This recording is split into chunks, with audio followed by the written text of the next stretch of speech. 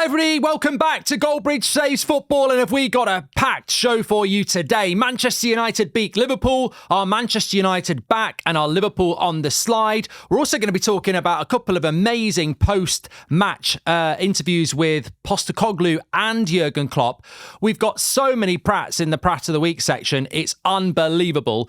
And talking of Prats, I'm joined by Will. Yep, feeling like a prat. Always good to be back. It's a fantastic weekend. I'm really pleased for you at the weekend, actually. A fantastic game of football, a great win.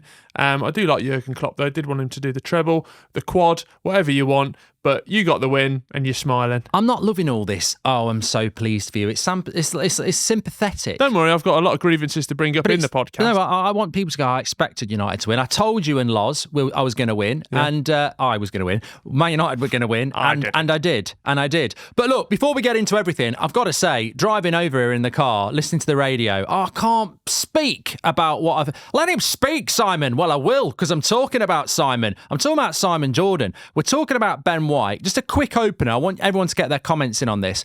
So basically, they're talking on the radio, Simon Jordan, Martin O'Neill, about Ben White not being called up for England, and they basically weren't happy about it. And Simon Jordan passed some silly boy comment about maybe he wants to spend more time on the sunbeds. And I thought, you are meant to be somebody that knows what they're talking about. Why are you throwing out silly little comments like this?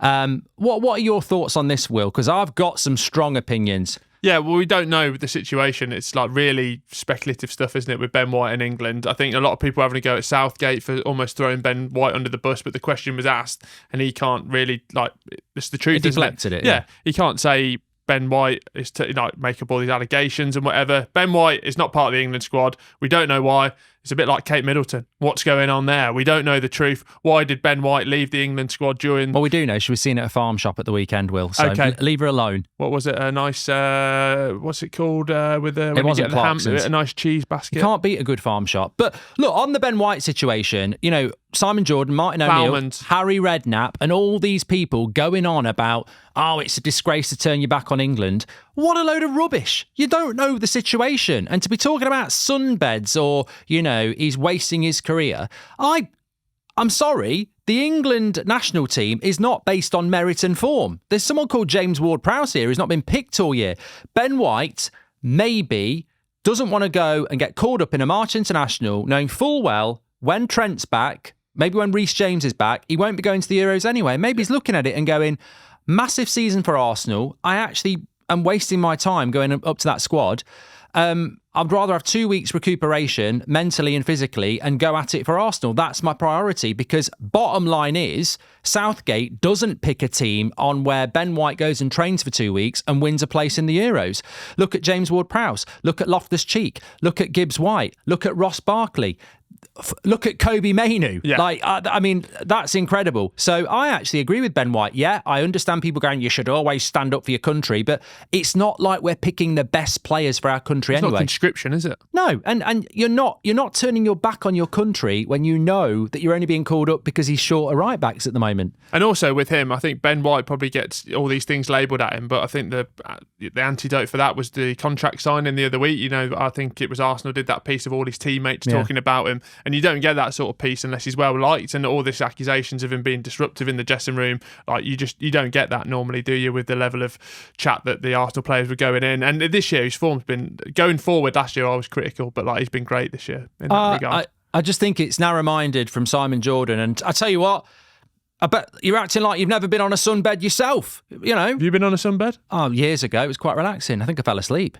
Bloody hell. Kind of dangerous, but luckily there was a timer on it. Final Destination one when she gets trapped in. You've got to be careful. You've got to be very, very careful. But look, I always think, judge yet ye not be judged. Yeah. And it doesn't actually mean anything, but what it means is, look, we can all throw an opinion on things, but it just felt a little bit personal on Ben White when we don't know the situation. No. And actually, what we do know is, massive season for Arsenal, 2-week international break. He goes into a situation he's not really comfortable with because there's been a bit of a fallout in the past, and then he'll be straight out the squad. That's really quite damaging for a player to go into that situation. When did Paul Scholes retire from international football? That was quite early on, wasn't it? Yeah. Shearer retired at 29 to focus on Newcastle. Michael Carrick refused it before because he just felt that his career had been wasted, and felt like, I don't want to do it. Ben Foster Yeah, well, we spoke about it on his podcast as well. He didn't do it because Capello said to him that he was going to play him for 45 minutes and he didn't. And he just felt he didn't trust the manager. Nice of me. Yeah. I don't know. The postman always delivers, but Postman Pat did not. Anyway, let's talk about Man United Liverpool. What a game. It feels in lovely here because I tell you what, we talk about Haaland wouldn't start for Liverpool, etc., which I think I've been proved right about. But says who? Says me, you, yeah. Me in the court of Bridge. I'm in bollocks. But I didn't want Kobe Mainoo to get called up for England selfishly because I want him to have a summer off and he's only 18. But you know what? Watching him, you learn about players in the biggest games, and he's had a very good season. But watching him play, especially in that first half against Liverpool yesterday, I thought Southgate's a prat. He's missed a trick here because we've done it before with Rooney and Owen and Walcott. Well, I'm going to forget about Walcott. But he should be going because he's a player like Bellingham that for the next 12, 15 years could be fundamental to England. Yeah. Maybe gets a few minutes. Maybe he's just, a breakout player of the tournament, but he should be going. Like he should, because it's experience. It's around the England squad. To be taking Jordan Henderson over Ward-Prowse is a farce. But to be taking Henderson over someone like Kobe Mainoo, we've been having this conversation about whether it's Bradley or Miley. I mean, it's Mainoo. Like if he was at Man City, he'd be getting minutes. Not saying he'd be starting, but he'd getting minutes. If he was at Liverpool at the moment, he'd be starting. He is incredible. He's close ball control, dribbling, passing. Breakthrough season as well. He is absolutely amazing. And he actually, taking the red tinted glasses off, he should be in the England squad. Well, also as well, the big thing is Calvin Phillips wasn't in the England squad, so you think, right, there's your tap in there to bring him in as that sort of trial run for this international period. And also for the future, back four needs to get sorted, but with Declan Rice, Jude Bellingham, we're still crying out for that third person, and he could easily be that person because one, Jude Bellingham is very adaptable. He's the best player in the world, but he can play as an 8, he can play as, he can play all those different roles. And Mainoo could be the missing piece of that jigsaw. So why not try him in one of these fixtures going forward? I just think Jordan Henderson's going to that tournament based on experience from 3 years ago. He's just going to go... He's the Connor Cody of the group of he's never going to play, but he's there for morale. But you don't need, he's just going to go, why, hey man, I've won things before. We could get Gaza to do that and at least he'll bring a few beers with him. That's true, isn't it? Like, I don't... Ultimately... No, but I do get that, but that must be... Because this happens at every tournament, so that role... Ben White's not in the England team. We don't know why, but a lot of people speculate that, and I don't want to go into speculation. But that role is important, isn't it? But you've got enough of those, haven't you? You've got Harry Kane. You've been on a lad's holiday, and if there's one bad egg in the group, that's stinking out the holiday. I just think it's a missed opportunity. I think Mainoo... I actually... The bigger point I was going to make is that I think Mainoo at the moment is just the best young player we've got in the Premier League, and people comparing him to Lewis Miley and Bradley, it's interesting, but I think when you're doing that against the Liverpool midfield and we're skipping through them like they're not there, I'm not saying he played the perfect... Isn't it? Yeah, I'm not saying he's played the perfect game, but the raw talent is just incredible. I think, as I said, Mainoo, if he was at Man City at the moment, he would be getting minutes. It's simple as that. He would. He's exactly the sort of player that Pep would like. Low centre of gravity, good with the first time pass, can take people on. It's scary what the likes of him and Bellingham can do. And look, I think Conor Gallagher's had a great season for Chelsea as well. He's a little bit older, but the options in midfield, we should be building that midfield out for the next World Cup. Yeah, no, it's exciting in that regard. Man United win. Ten Hag, doubters. Do you think they're shut up? You've been tweeting out loads that the back pages have to be rewrit. Yeah. Is that a defining game for him? Is that a 3-year sign the thing. Sign it now. It's as sweet as sugar, really, because I think that it was very, very obvious, even before the game, even, 2 days ago, the talk about a new manager, the talk about he's overtraining players, it just drip, drip, drip. And I know how journalists work. They'll have a number of articles ready. That one on Monday, that on Tuesday, that on Wednesday, and they're all getting moved into the recycle bin because they can't put them out because they want to go in on Ten Hag. I was listening to the radio this morning, actually, before Jordan came on, and it was like, you could almost... Yeah, they had Phil Thompson on. Where they've got him from, I don't know. I mean, I thought he's from home, probably. Yeah, God knows what's going on there. But anyway, you could just sense the disappointment that Man United have won a brilliant FA Cup game. Brilliant FA Cup game. For football, it was brilliant. And you think, they're not excited because what they want to do for the next week is call in United fans, tell us about why you need to sack Ten Hag and who should it be. And now they can't do it. And they can't go, Liverpool are finished because they're not. So it's like, well, what are you going to talk about? And I just thought that, for what I will admit, exclusive on the podcast, when he made the substitutions on the 70th minute, Liverpool were all over us. And he took Mainu off, and he took Wan-Bissaka off, and he took Højlund off. I don't think Mainu went off in the 70th, but they were his 3 subs for Anthony, Eriksen and Maguire. And I was like, in my head, even though I was smiling and saying this could work, in my head, and I might have even tweeted it, I said, you know what? I think the Ten Hag outers are going to win, because I think this is going to be the moment where this goes really, really badly. Yeah. But the great thing about that is, even as somebody who supports Ten Hag, and I was doubting his subs, it's almost the best redemption, because when you lose everybody and you get it right, that's what you get paid the money for. Yeah. You get paid the money to make decisions that other people can't see. And Anthony ends up scoring. Maguire was fantastic. Eriksen did okay for half an hour. And then you win in extra time. So I just think it's such a big result for Manchester United. Are we back, Will? Well, you go into that, it's a story of redemption, isn't it? Like, Rashford should have won it, but then he got redeemed by getting the 3rd goal. Ahmad, everyone's been, I wanted him at Blues on loan back with Tony Mowbray. He's not been playing minutes. He scores the goal. Anthony's been the biggest flop of the season. He scores a goal. On his right foot. On his right foot, turning away from goal. We thought it was just for standing. Exactly. And he used it and he scored. And I think all season, Ten Hag's just been labelled at them thing. In this game, you can go, have that back, you twat. You have that one and you have that one. And I'm through to the FA Cup semi-final. So it's like, it's not redemption in one game, but it's sort of, there's a bit of stuff to work with there, isn't there? No, and I think the contrast is Liverpool fans will be really gutted by it, and United fans were really excited about it. But to be honest, when the dust settles, Liverpool are in a great position where they can win the league. Yeah. Man United still could end up having a really, really bad season. The person I'm really happy for is Ten Hag, because I think when you look at Pochettino, you look at Eddie Howe, I mean, Newcastle's performance at the weekend was a bloody whimper. Well, there was just no fight, was there? Did no one tell Newcastle that it's not a league game and you can't play for a draw? It was fair play to Leicester, fair play to... Pep said to Eddie Howe, didn't he, at the end, apparently, he was like, that's not how you usually play. Yeah. I mean, it might have been tapping him on the head, quite patronising, but like, if Pep's noticed... If Pep did that to me, I'd grab him in an arm lock and say, look, you might be good at football, but you can't get out of an arm lock, can you? No, you'd shake his hand and apologise. No, bloody wouldn't. You would. He's not intimidating. He's intimidating with a... If he came in this studio now, you'd shake his hand. I would not. Hola, senor. You know I wouldn't. You would. They know I wouldn't. No, I don't. I wouldn't. You would. I know you'd the real. Back down, slagging off Rooney, and then he'd walk in, and you'd be on your knees. Yeah.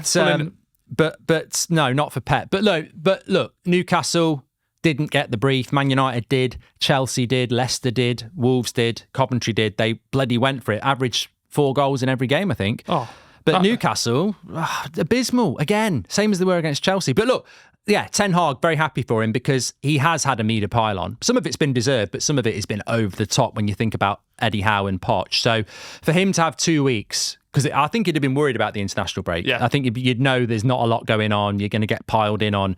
For him to be able to do that, it will upset a lot of people. But, straight away, the international break's back. You've got Brentford away, you've got Chelsea away, you've got Liverpool at home. Lose a couple of those and the pressure's back on. So I'm just pleased for him. I don't think United are back, but you'd hope that the momentum's there for them. Also, you speak about journalists putting their stories in the recycle bin if they were clever, and obviously they turned out to be false, but, those stories that came out about you and Rasmus Højlund, that's perfect international game week fodder. Why? Just there's nothing going on. Oh, yeah, they should have kept them back. Should have kept them lies back. Blame the load.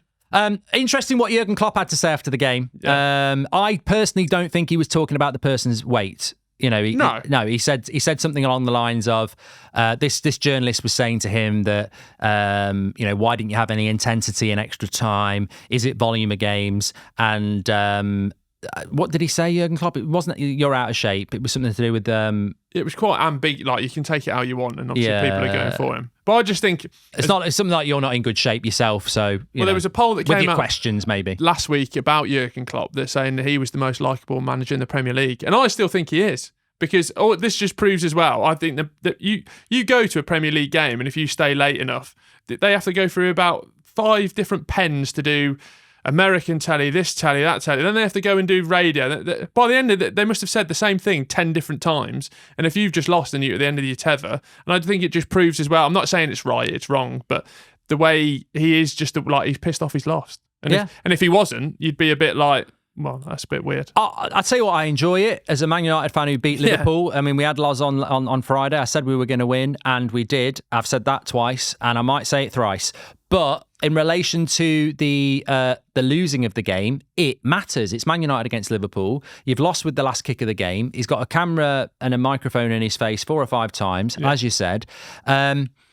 look, it was petulant from Klopp. He did storm off. We're going to talk about Carragher in Pratt of the Week because I thought some of his comments were ridiculous. But honestly, Sir Alex used to do it all the time. Yeah. Like, when you're winning, oh, yeah, shake my hand. Blah, blah, blah.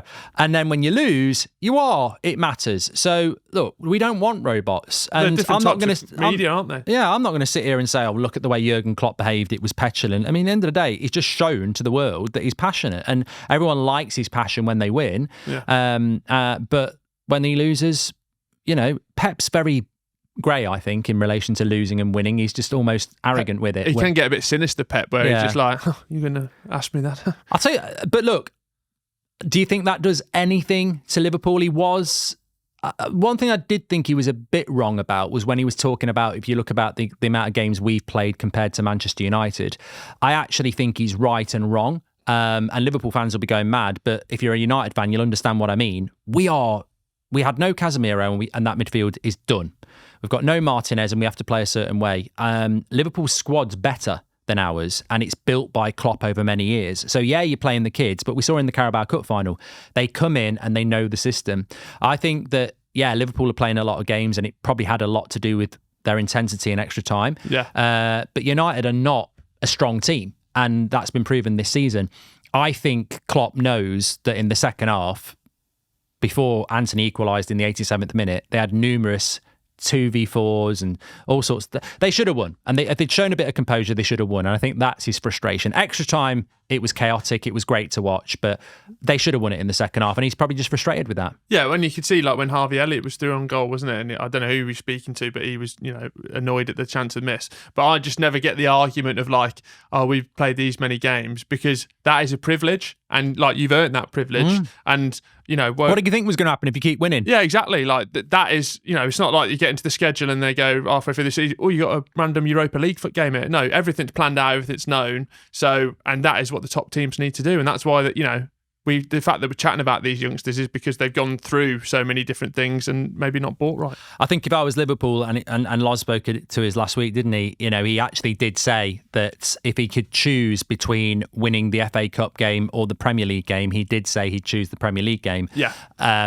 That's the one that, as a United fan, you really want to win, obviously, because we need the points, but also it's that double whammy again, that if you take the points we need and you put a pin in the Liverpool title race, that's going to be a real juicy affair. And but look, for Liverpool, they've had, going out the FA Cup, you can't win it all, I suppose, even though they want to.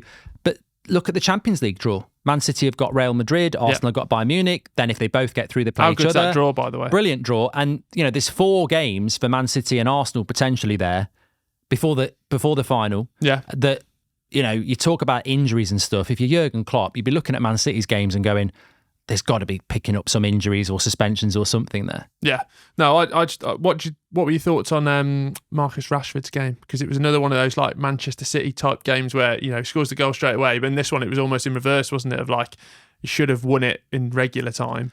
Did everything right apart from score. I think there were some good performances from United players. Wan-Bissaka, Mainu played really, really well. But I think Rashford probably was typical of Bruno and Man United. Like, I thought that there were some horrible bits.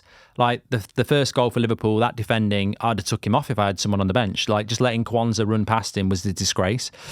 Then he gets in 3 good positions. To be fair, one of them was offside, but he scores his goal. I think the thing with Rashford at the moment is there was good bits, there was bad bits, but is he the reason United win the game? And it's almost like, I wouldn't say he was bad, I wouldn't say he was amazing.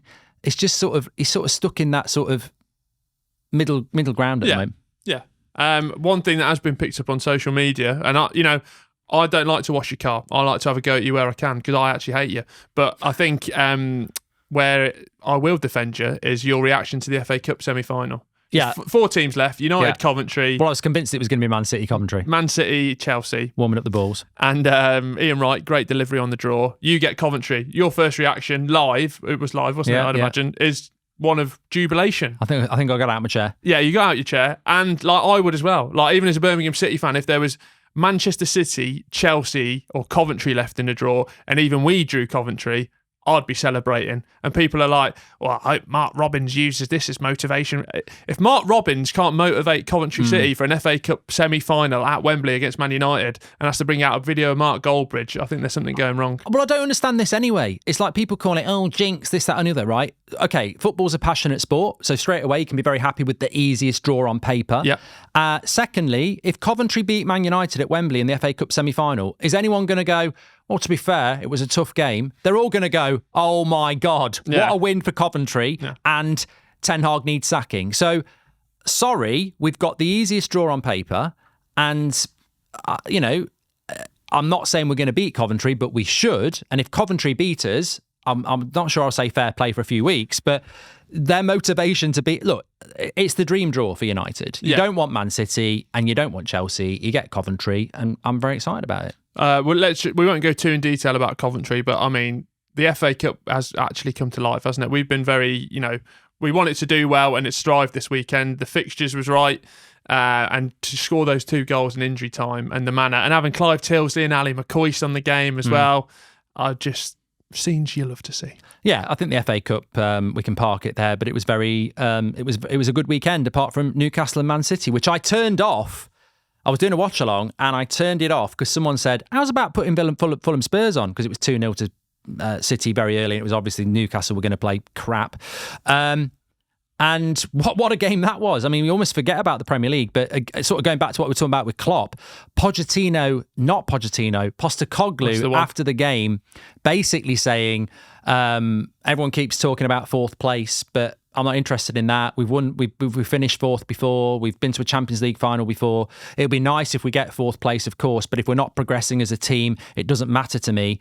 Again, I think potentially misinterpreted there. I mean, some people would say, well, 4th place for Spurs is absolutely amazing. But obviously, he's just sending a message to his players and his owners that he actually would like to have higher targets than that longer term.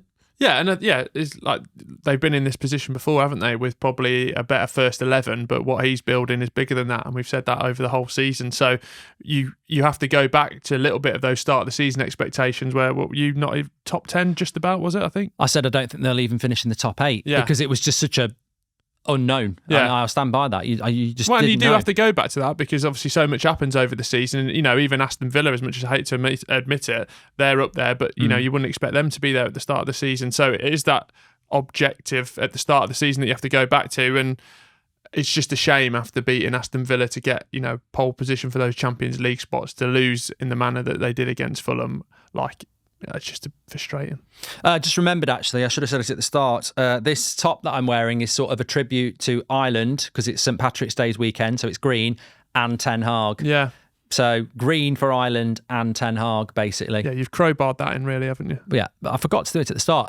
Make sure if you're listening on Spotify to subscribe and give us a 5-star. Not been asking that for a while, but we've got some good stuff coming up in relation to giveaways and stuff. So make sure you're doing that.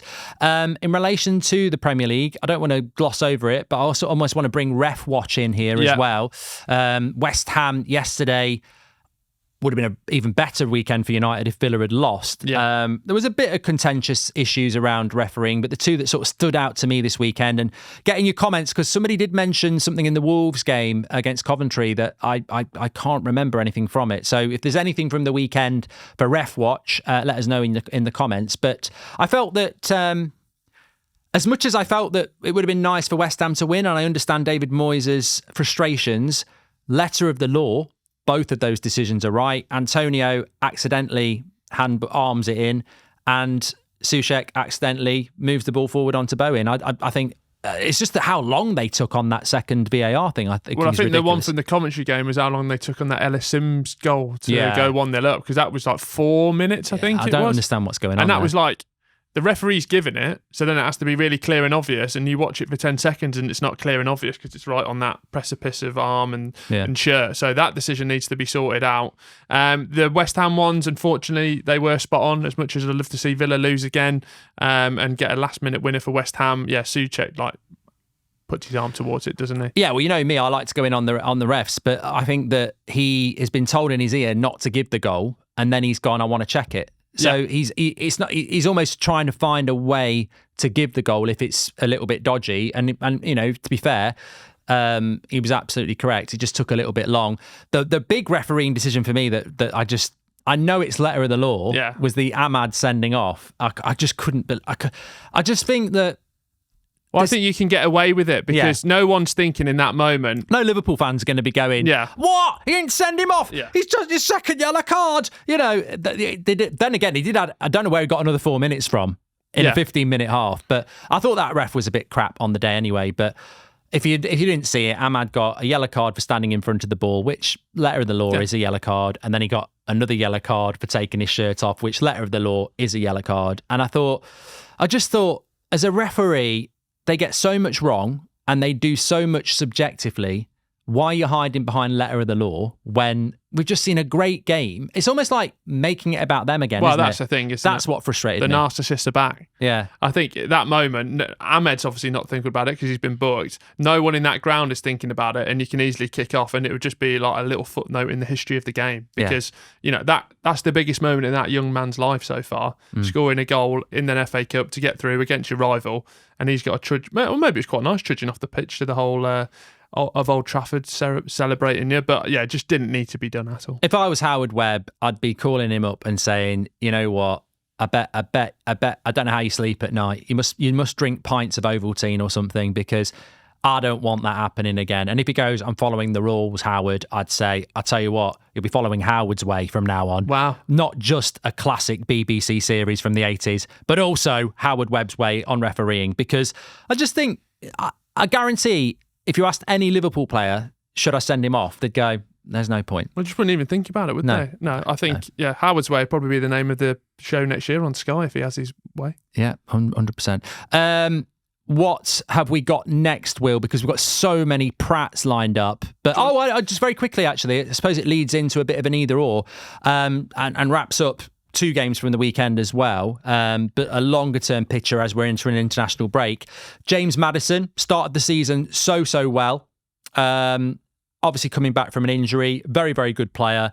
But I think the momentum and development of Cole Palmer across this season, he just gets better and better. I'm going to, nail my flag to the mast on this, on an opinion sense, and say Cole Palmer's better than James Maddison, and he's just getting better and better and better. If we're talking about the Euros and we're talking about England, I just think he's got more to his game, more consistency, more goals, better dribbler. I think Cole Palmer, unbelievable this season. And if I was doing an either or of Maddison or Palmer at the moment, it would be Palmer. And I think for that reason, going into the Euros, unfortunately, we've got Southgate, who's the coach. I'd be looking about getting him into the team. I just think he is, for a new signing, to be so focal to that Chelsea team. And we saw how Sterling played at the weekend. I just think he's their most important player. I don't know how old he is, but age doesn't matter, as we've seen with Mainu and many other players and Bellingham. But I just think it's... I'm really waking up to just how good and consistent he is. I think the big thing from an England perspective is we've got all these youngsters, and we've definitely had that in the past with different ones. But there's a new level of confidence with them, with like swagger. Yeah, where Jude Bellingham, them comments that came out when he was leaving Dortmund that half the dressing room didn't like him, and we've spoke to different people, and I'm not surprised by that because he is a 19-year-old, goes in there and demands high targets, and if people don't hit it, he'll shout it. And Cole Palmer is at Manchester City. They're about to win everything, and he decides, I'm good enough to be playing in this 11 or another 11 Leeds. He's not wrong, is he? No, he's not wrong. And, that performance against Leicester, the little Cruyff turn that sets up the third goal, he's just so instrumental in everything, and everything seems to go through him. So, again, this is the perfect window to try him out. Maddison, just the injuries, I think, just up and down. He'll get back to it. I think he's like 27, Maddison, I think, 27. But you look at England, right? And, there's not been many international teams, maybe Brazil, maybe France at one point, but you look at England, and this is why I'm really excited about the Euros, even though Southgate's in charge. And this is caveat it with that. But this is why I think we'll win it as well, because you've got Saka, Foden, Bellingham, Palmer, all really young players. Forgetting the likes of Grealish, Rashford, you just mentioned Maddison as well. Watkins is having an amazing season. Obviously, Harry Kane. I thought Solanke was a bit unlucky not to get selected. Ivan Toney did. What I'm trying to say is, I think 2010, your big players are probably Maddison and Toney. Well, that's but why we've now got this amazing ceiling of talent. Because people go back to 2018, that team was like Harry Kane was good but better now. Then you got like Lingard, Dele Alli, and Henderson. Exactly. So it's like the man can work miracles and has done. So just give him a bit of faith, and we've got to win it. Yeah, I think we will. This is the culmination. Harry Maguire played well for England, for Man United at the weekend as well. John Stones is coming back. I mean, that's like that's like coming home and having your mum's. My mum makes a fantastic quiche. Having Harry Maguire and John Stones in England set up, you just know what you're getting, and it's going to be fantastic. I think there's weaknesses in that team, but But it's like Pickford's the goalie, like they're surely better options. Yeah, but I think you get by with them. I mean, look, Jordan Henderson shouldn't be going, but it won't be a reason we don't win the Euros. He could just pick a better squad. We will still win it. Should we do Pratt of the Week? Because there's just so many. There's so many nominations. Obviously, we record this on a Monday. So last week, I mean, we were back and forth texting. It was a Pratt a day, I think, wasn't there? Keeps the doctor away. Oh, just absolutely so many. We've got Carragher, Barton. We've got Tim Sherwood. We'll start off with Tim Sherwood. Probably a minor one now, but at the time we thought it was amazing. It was after Chelsea's win against Newcastle, and he's interviewing Cole Palmer, and he basically just says to him, the team around you's shit. Basically need to get rid of all of them, sign a load of players and build it around you. And I just sort of looked at Cole Palmer. I'm like, where do I go with this then? You've just basically said, I'm amazing. Everyone I work with shit, and left me with that. I mean, there's not really anywhere to go, is there? Well, I think he dealt with it superbly as well because, maybe it goes back to having that swagger. He just was like, you could tell he was a bit taken back, but just dealt with it and was like, no, we actually have got some really good players, which they have. They're doing badly, but there's so many different factors into that. And for Tim Sherwood to be like washing Cole Palmer's car in that regard, I bet he was buzzing when he was like, we and Cole Palmer are going to go for a few Lucozades after this. And then it just backfired absolutely superbly in his face. Well, I mean, I did that interview with Rasmus, and if I'd have sat there and gone, you know what, Rasmus, you're the best thing since sliced bread in this team. God, Rashford, Bruno, they're rubbish, absolute rubbish. We need to buy some new players. He's not going to sit there and go, thank you, Mark. Yes, I am great. And you're right, they are rubbish. That's good. That's good. Was that you Norwegian? It's Danish. Sorry, Norwegian's a bit different. But I just thought, you know what? It's an excitable crap pundit, really, coming out with a question that he thinks he's Jeremy Paxman and is actually more Jeremy Beadle. Rest in peace. Well, that was great, that, wasn't it? Did you ever get your £250 You've Been Framed? I used to love You've Been Framed. You definitely sent someone, didn't you? Did. Oh no, I've fallen off this ladder. No, I didn't. I never sent one in. You did. Big I had some good stuff though. Did you? Yeah. Send it over later. One man that has also been bad in interviews this week, Ivan Toney. I sent you this Saturday morning. You've got a spin on this, yeah. Well, it's just, I mean, it'd be like me coming on more. I'll tell you what, he's flirted with more clubs than Nick Faldo. Yeah, good for me. Golf reference. Yeah, Get in, surprise. No, I think every time I've never seen it. It's like me coming on this podcast and going like, yeah, I'm enjoying it, but like Peter Crouch podcast, that's doing really good numbers. That. Yeah, fancy having me across. Yeah. So I just think, yeah, Will's not a bad co-host, but Spencer FC, looking at him, True Geordie, that'd be the dream. Yeah, but he's like really specific about it, and he's like, we'll do it this summer, and then maybe Madrid in the summer. It's like, but you're they're in a relegation battle. It's not like they're in mid-table. Yeah, and it's every single interview. Well, I did message you about it. It'd be interested to see what you say in the comments about Ivan Toney. Is he a bit over the top? Look, as a striker, you've got to be arrogant. Yeah. Who knows what his character's like? Maybe he is just a bit of a knobhead. Who knows? But I also think, in fairness to him, he's a good striker, and Brentford might be quite happy with it. But they might be like, put yourself out there. Get a mini dress on. Think it puts the price up, or like puts the price down. Could bring the price down. Could generate interest if he's scoring goals. I mean, to be honest with you, I actually think I understand where you're coming from, because just keep your mouth shut, score goals, because the danger is, I heard a couple of weeks ago that Arsenal aren't interested because they don't like the character. Now, that could just be social media talk and he might sign for Arsenal. But if there is any truth in that, you look at the way he behaves and you sort of go, you might not be doing, you might be doing it because you want more options. But maybe he's not getting the options. Maybe that's why he's talking about it in public. Maybe the options aren't good enough. So maybe he's going, oh, yeah, I fancy this, I fancy that. I think if you're Jude Bellingham, you're not doing that. Well, I'm literally just thinking the same thing, because if you're in that situation, you sort of know the bigger picture, which is... Well, in March, you'll know the bigger picture. Yeah. You'll let the players, this is the big international break where a lot of that goes on. But not just for him, but for Brentford. If I'm a Brentford fan and what I'm paying to the club, and my club are paying this guy, and we are in the thick of it. You know, we need to be cracking on. Just focus on that. Like, I appreciate your question, but but I need to focus on Brentford to the end of the season. Then I'm going to think, even if you're not doing that, just as a fan, it's like, right, yeah, he's bought in on the relegation battle as well. Do you think, put you on the spot, Southgate, he was banned until the middle of January because of the betting, not allegations. He did get charged. Yeah. First England squad, straight back in. Southgate, do you think he's got that right? Or do you think actually there are other... I suppose the only real one I would have probably said would have been Solanke. Yeah. Which, it's Gareth Southgate, isn't it? He's going to go with what he knows. And Tony has been part of that setup before. I'm glad Tony's in. I just think with the Mainu exclusion, I think there's other players. I'm not saying Tony for Mainu, but I'm just saying there's other players that we probably could have tried. Like Branthwaite's a good one to bring in at this level, because centre back we've got no depth. So yeah, I don't mind Tony. I think I'm fine with it. I expected it. I think Solanke you could make an argument for, but Southgate goes with what he knows, and he has picked Tony in the past. So I just think with the Henderson shout, a little bit off topic, but like tournament football is so specific. So you're getting players there to be cheerleaders, essentially. If that's the case, that's fine. We've not been in those setups. But then in terms of like, we've had the people there, bringing people on for penalties, like, that's why I just think Ward-Prowse should be there. Because if you go to an extra time and he can create that moment from a free kick or a corner or a penalty shootout,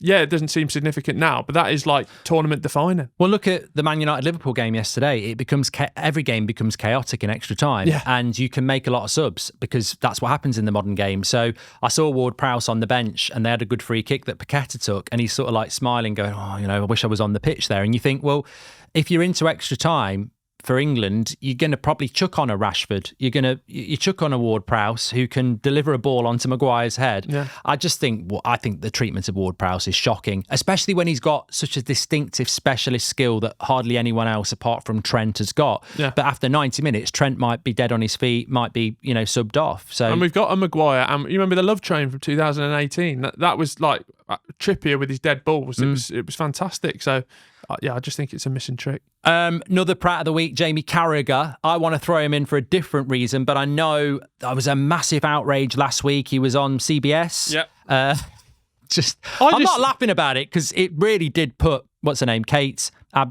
Yeah, but I thought that was the people calling in for him to be sacked is a real bad indictment. He did something worse. Well, no, he did, yeah. And you've met him, I never met him. Yeah, with that thing... Will's going to vouch for Jamie Carragher. Yeah, I am in that regard. He's a really nice guy. Because in that... I've never met him. When you're live on, they get that familiar with themselves, didn't Kate Abdo said it on the Wednesday after when they did the next show. She was like, we are a family, stuff comes out. Come on, they've had 24 hours off camera to say, how do we not sack Carragher? We don't need to sack him, though. No, but I don't... It's not like he's... It was clearly so a joke. From her. That was so scripted. We have these brothers. Yeah, it was scripted. Of course it was. She hasn't gone live and gone, we have three brothers, the one in the middle who's a bit naughty. I mean, that's just so concocted. Yeah, obviously, because they've gone into it. I guarantee you she wasn't bloody happy about it. No, at the moment, I think she was happy with it. Henri wasn't happy with it. And Michael Richards wasn't happy with it, which in the moment... Carragher was happy with it. I just love the way he said... I'm not saying what he said was good, but I loved the way he cracked it, laughed at it, and then went, I've got... Yeah. It's like that person... We've all been there. I remember I've told this story before. We were out on a night out in Ireland, in our early 20s, and we'd all had about 4 pints. So we were all talking about, I love, love going out. When I'm getting ready, I've got my shirt on, I've got Oasis on. And he goes, yeah, I love it when the lads come round and we watch a porno before we go out. And everyone just put their pints out and looked at him. And the smile and life just went from his eyes as he realised he'd said something he shouldn't have said. That's not normal behaviour. But that's what Carragher did. That's the punishment enough, isn't it? When you go, hey, and then you look round and then you're like, oh, God. It's misread. You don't need to be sacked. I mean... That's the sort of thing, if it's a joke and they were sat around in the bar and it wasn't on live TV, she'd probably go, too far. You go, exactly. It was a joke. But we can't build people up for them having this amazing relationship, which we all watch the clips on CBS, and I'm sure people find ways of watching it because they are themselves. And then things like that are going to happen for you to go, this is the best show ever. He needs to go immediately. He needs to be sacked. Yeah. Look, I think if you, we don't. I'm Team Carragher. I wouldn't say I'm Team Carragher. I would just say that. It was just ridiculous what he said. Yeah. But it was funny because he thought it was funny, but then he realised it wasn't funny. And look, it's for that company to decide. Do I think it's enough to sack him? Only if that company decides. I think the right decision has been made. What I would say is, he's just an ex-player in a very privileged position, and the amateur nature of him comes through quite clear at times, as it does with everybody. We saw it on Twitter yesterday where, Liverpool lose. He gets very passionate on Twitter and he says, it's not the win United fans think it is. You're going to be stuck with Ten Hag for another year. And I thought, yeah, Twitter's great, but you sit and do Monday Night Football and now you're basically just saying Ten Hag's a load of shit and you think he should be sacked. And I think we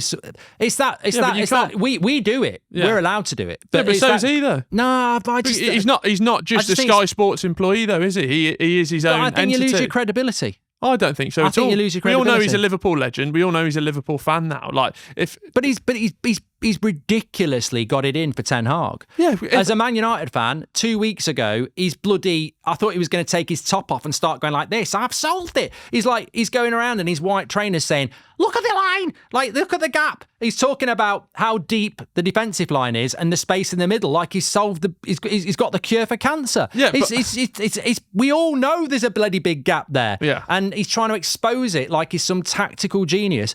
But it's all about the fact that he doesn't like Ten Hag. Yeah, and obviously, because he's a Liverpool... Therefore, don't do tactical analysis. But he's not doing that on Twitter, is he? He's tweeting. Well, no, yeah, so, but on Twitter... This is like the BBC guidelines. He's letting his truth come out. You're like them people that don't want Lineker to tweet. He's got no credibility.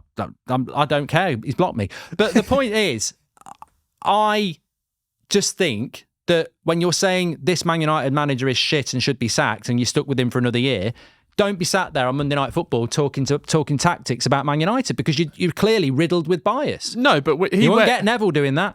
Yeah, but he'd be, going to that Ollie interview, there was things where you can throw the bias the other way, where there was times in his reign where he should have said stuff, and he stuck up for Ollie. So Carragher wears many different hats. He has CBS on there. He's got his Twitter. He's wearing a Pratt hat this week. No, not for me. I'm really Team Carragher. Buy the t-shirts now on the website. Look, at the end of the day, what I'm trying to say is that we're all human and everyone makes mistakes. Where have you got that from? I'm not really trying to say that. No, you're not saying that. I'm putting him up for Pratt of the Week. I've never met him. Will loves him. I think he is a Pratt this week, and I think that that's a contender. Although we've got another one. I was just double checking because the list for Pratt of the Week. We got a quick shout out for Joey Barton. He's falling off a bit. Well. Jeremy Vine's suing him, so that's just a great story. But I think this just sort of fits in with what we were saying about Joey Barton. Actually, about 3 weeks ago, he quote tweeted me about something. I'd said to you, hadn't I? I said to you. At some point, he's going to come for you because it's the low-hanging fruit. He's gone after female presenters.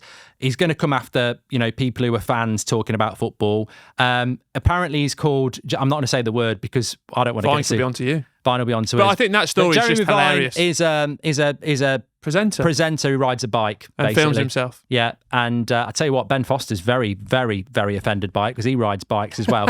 Anyway, basically, Joey Barton called him a bike N. Nonce. You said the word. And we'll be safe because you said one and I said the other. Yeah. I was just looking at you. Anyway, Joey Barton is going to apparently get sued by Jeremy Vine. But the change in his tweets is hilarious because now he's sort of like going, oh, come on, let's meet up and have a match. Let's have a boxing fight. And it's like, oh, we can all see what Joey Barton's about now, which is what we all knew in the first place. It's all this gusto on social media calling this, that and the other. As soon as someone gets onto him illegally, his arse is going like a budgie's nose.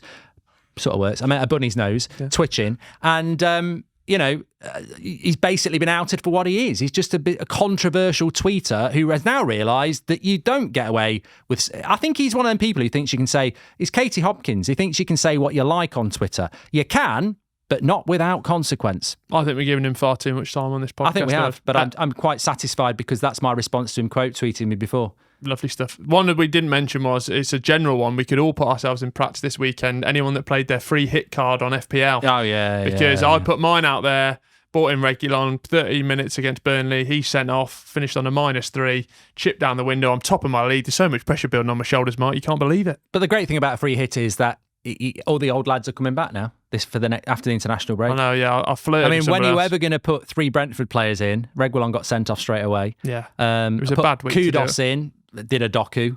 One good game, but not in the weekend. Tripled up on the Spurs. Nothing I did put Muniz in, and I think he was in Goldbridge as well. Yeah, I can't. Now we're short of the graphic that comes out each week. It's a real minefield every weekend. You're going to start cheating, I think. But who are we going to give Pratt of the Week to?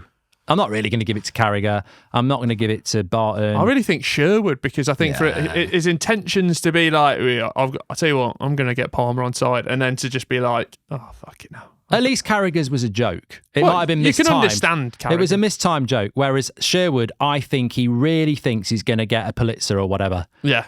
Yeah, I think he really thinks he's got a right... He's got that swag, Rennie. I tell you what, Cole. Yeah. Yeah, you're amazing, you are. And everyone else, they're shit. You need to buy a whole new team and build it around you. Who's with me? And everyone goes, no, we're not with you. It's one of the worst questions you could ask a footballer. Do you remember that one he did when it was he was in the Gillette studio and he was like, I can't remember who it was. He was like, Tottenham have been brilliant defending corners this weekend. They've got a corner. Oh, yeah. I'll tell you what, over the course of the season, we will count it up for Pratt of the Week. And I think a lot of people thought it was going to be Gabby Agbonlahor, but actually, I think Tim Sherwood has just grabbed hold of the reins and he's way out in front. Yeah, because there's some big moments for Sherwood across the whole season, isn't there? I'm not surprised. He really does. I'd love to see more from Jermaine Genius, but he's staying quiet. There was one either or that we forgot to mention, which I thought was good coming off the back of the Liverpool game. I wrote it down, so I've got to crowbar it in. Garnacho or Luis Diaz. Because, at the start of the season, it was clear, it was obvious off the back of that one, but Garnacho's having moments, isn't he? And even just that whole youth collective that we keep speaking about at Manchester United, it just really tying into that, and he's really leading the way. I think it's where you sort of pitch established against potential, because Garnacho's only 19, and he's for me, it's him or Dalot for Player of the Year for Man United. And I'm not saying that it's a high bar because it's been a tough season, but I'm not going to pretend that Diaz isn't a good player for Liverpool. I think the only way I can answer this, and I'm trying not to do it from a Man United point of view, is who would I rather have in my team if I'm building a team? And it would have to be Garnacho, because I think for us to be having this conversation means that it's a conversation. Yeah. And he's 19. So in 2 years' time, he's 21, and that's 2 years more development, body development, experience. So I would go Garnacho, but I could see why people would go, well, Diaz, there is a reason to go with that, but I'd go Garnacho. Yeah, lovely stuff. Should we get into the game? What game? Guess who? Oh, I've played the game. Yeah, okay. I was just going to say, before we do that, still want your feedback, because we've been talking about potentially moving Tuesdays to Monday evening. Well, I think we're going to do it. Yeah, I think we're going to do it. Feedback. Well, just get it in, just because it boosts morale.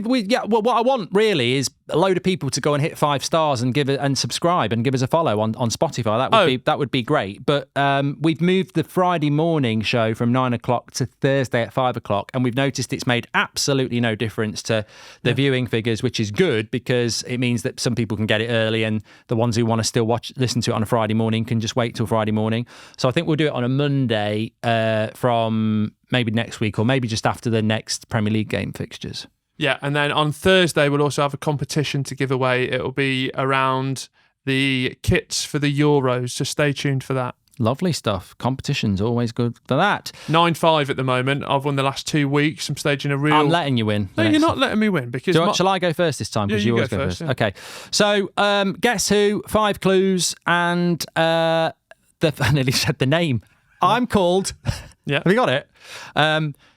Tony Cottee. Yeah, nice. Yeah. I'm going to go with, I have 5 caps for England, and I am still playing. I have 5 caps for England, and I am still playing. Ollie Watkins. Good guess. It isn't Ollie Watkins. My second clue is that I have scored 41 goals in 153 games for my current Premier League club. I will go... 5 caps for England. Dominic Solanke. Oh, good guess. No. Third clue, I played 124 games for Hull City, scoring 52 goals before signing for my current club, West Ham. Danny Ings. No. Oh, I've really rushed that because he didn't play for Hull. I've done it again. Started my career at Hereford. Oh, I'm a right Jared winger. Bowen. Yeah. Oh, why did I rush in there? You should have got it on the third. I should have rushed in. Should have got it on the third play. Jared Bowen on clue 4. Okay.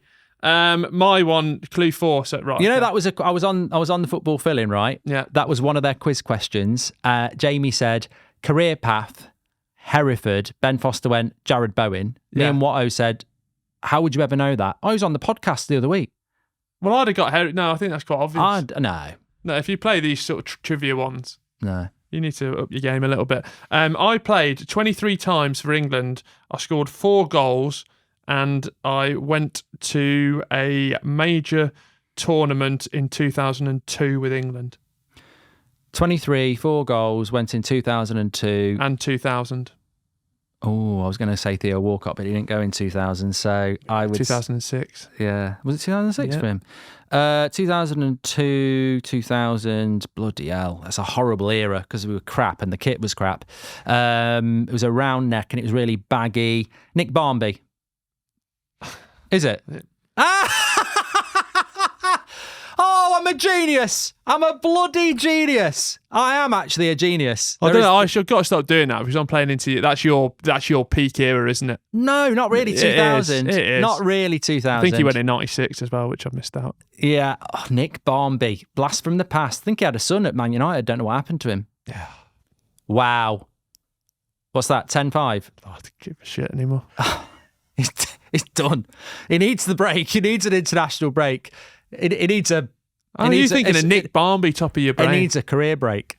Because that's how I did. I played the game. I actually told you all. Not very good around that era. What I thought of the kit, and I thought of the round neck, and I thought of... It's a horrible kit, that I thought of Germany when we beat them in 2001, and I was thinking, it's not Heskey. Who was playing in that game? Oh, the 5-1. Yeah, Barmby played in that game, I'm pretty sure. 5-1 and even Heskey He's a scored. forgettable player. Yeah, Nick but Barmby. great career. But good career. Yeah. Liverpool, Spurs. I think he won the quad Started there. at Spurs, didn't he? Yeah. Hull. Managed at Hull. There you go. You never thought you'd get a shout Nick out for Barmby Nick walked past you in the street, unless you were at Unless Hull. he's got a bowl cut still. I wouldn't know. Bring it back. Bet he's loaded as well. Yeah. He'd be one of them players who put it all into property. No. Brothels. You started a new... He's got the biggest collection of brothel portfolio in the Northwest. Yeah, never know. He hasn't really. I don't know. Well, he might have, but... That was for humour. That was satire. Yeah. He'd be just happy that we've... No, he's probably got a pub called like the Barmby Army. Nick Barmby, if you're about there, we'd love you on the podcast. Yeah. To talk about your brothels. Tell all. Yeah. We go Steve Bartlett style. Can I just clarify, he doesn't own any brothels? Just for satire. Yeah, just for satire. It's comedy.